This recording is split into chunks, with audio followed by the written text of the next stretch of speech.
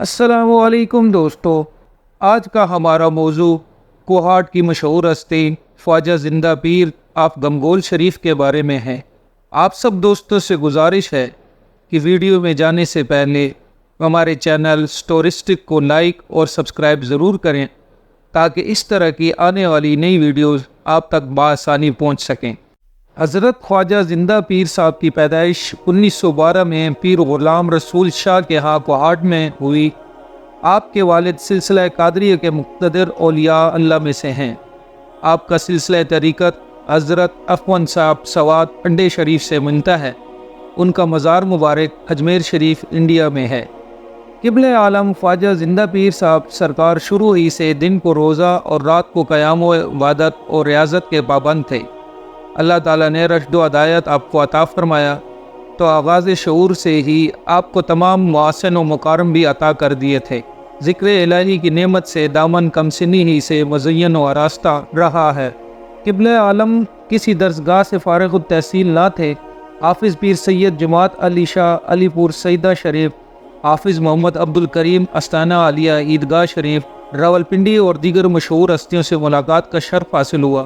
دربار عالیہ موڑا شریف مری کے بابا جی سرکار نے اپنی 100 سالہ کمائی کا نچوڑ جب جناب زندہ پیر کو عطا فرمایا۔ یہ واقعہ 1938 کا ہے۔ 1938 سے 1949 تک 12 سال کا عرصہ حضور قبلہ عالم فوج کے ساتھ منسلک رہے۔ بالآخر آپ امر ربی کے مطابق 1949 میں 11 بلوچ رجمنٹ ایبٹ آباد چھاؤنی میں پردہ حالت راز سے بے نقاب ہوئے۔ ایبٹ آباد کے نزدیک گاؤں لسان نواب کے نام سے مشہور تھا۔ وہاں آپ کے پیر بھائی محمد شاہ المعروف توری بابا کے نام سے مشہور تھے۔ حضور قبلہ عالم کا ان کے ساتھ الفت اور محبت کا رشتہ تھا۔ توری بابا بھی موڑا شریف کے خلیفہ مجاز تھے۔ آپ اپنے گاؤں میں 1000 کنال رقبہ کے مالک تھے۔ آپ نے مراتب اور فقیری کا کمال دیکھتے ہوئے کہا کہ میں 500 کنال زمین آپ کے نام کرتا ہوں۔ آپ میرے پاس مخلوق خدا کی رشد و ہدایت اور فیض یابی کے لیے مسند نشین ہو جائیں۔ حضور قبلہ عالم 1952 میں پہلا حج ادا فرمانے کے لیے بذریعہ بحری جہاز ایبٹ آباد سے تشریف لے گئے۔ فریضہ حج کی ادائیگی کے بعد حضور قبلہ عالم زندہ پیر صاحب رحمۃ اللہ علیہ نے گنبد خضرا کے سامنے کھڑے ہو کر سید عالم صلی اللہ علیہ وآلہ وسلم کے بارگاہ معلیٰ میں درخواست پیش کی کہ میرے لیے کیا فرمان ہے۔ گنبد خضرا سے جناب رسول اللہ صلی اللہ علیہ وآلہ وسلم کے ہاتھ مبارک کا اشارہ ان پہاڑوں کی طرف ہوتا ہے، ساتھ ہی فرمان ہوتا ہے آپ پہاڑ پر دیکھیں۔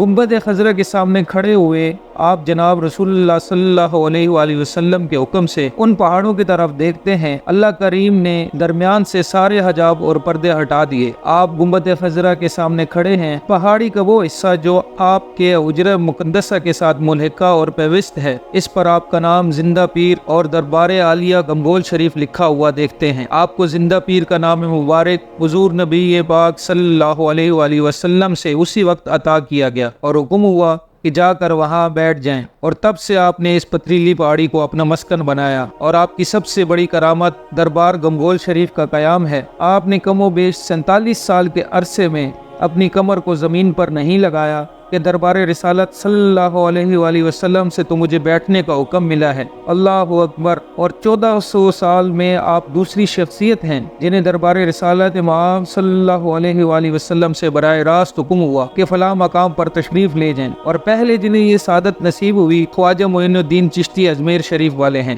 آپ نے اللہ کے ذکر کی برکت سے اس وادی کو سرسبز بنا دیا جہاں پر پانی کا نشان تک نہ تھا، نہ ہی راستہ تھا، جہاں آپ مریدین کا جمع غفیر دنیا کی کم و بیش تمام ہی ممالک سے مختلف تقریبات کے موقع پر موجود نظر آتے ہیں۔ بالخصوص عرس مبارک کے موقع پر جو ہر سال اکتوبر کو ہوتا ہے۔ پاکستان کے علاوہ برطانیہ میں بھی آپ کا فیض جاری و ساری ہے۔ پیر صاحب کے خلیفہ مجاز صوفی عبداللہ صاحب رحمۃ اللہ علیہ، جنہوں نے برمنگھم میں مسجد گمگول شریف کی بنیاد رکھی، جو کہ اس خطے کی سب سے بڑی مسجد ہونے کی وجہ سے نمایاں حیثیت رکھتی ہے، اور جو ساتھ ہی ساتھ مدرسہ کی شکل میں دینی تعلیمات کو عام کرنے کا ذریعہ ہے۔ آپ کا وصال مبارک 3 ذوالحج 1419 ہجری بمطابق 22 مارچ 1999 بروز سوموار 87 سال کی عمر میں ہوا۔